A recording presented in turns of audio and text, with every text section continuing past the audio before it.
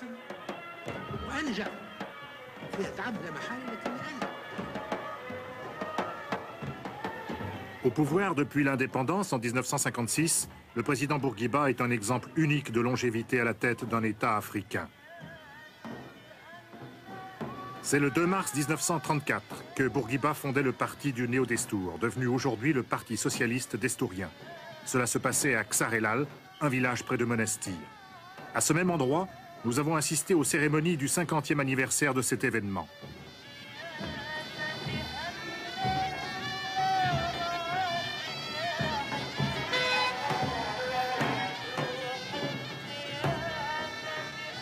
Après 25 ans de régime à parti unique, Bourguiba a décidé qu'il était temps d'adopter un système où seraient reconnus certains partis d'opposition.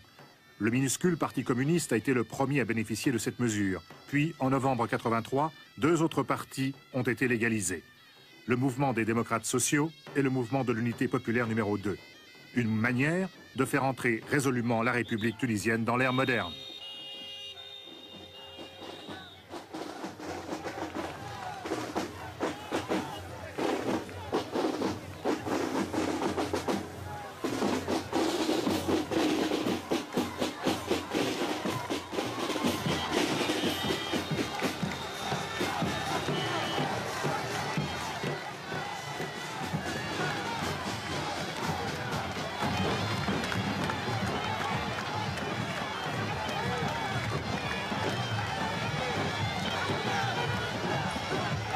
À l'occasion de ce 50e anniversaire, le président Bourguiba est venu inaugurer le nouveau bâtiment du parti.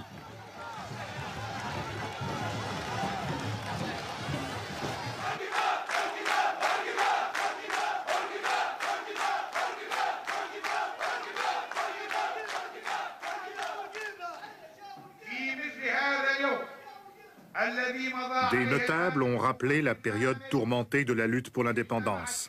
Les courtisans et les figurants se trouvèrent momentanément unis dans l'évocation du souvenir des partisans. Le président est resté muet pour raison de santé.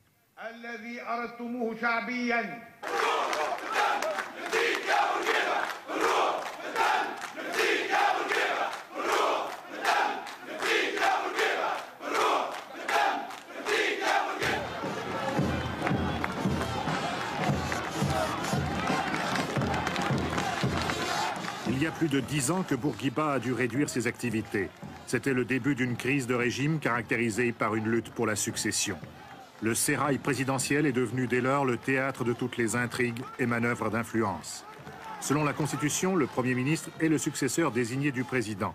Mais cette ambiance fin de règne se révèle néfaste. Elle bloque la mise en train des réformes nécessaires et elle exacerbe toutes les ambitions.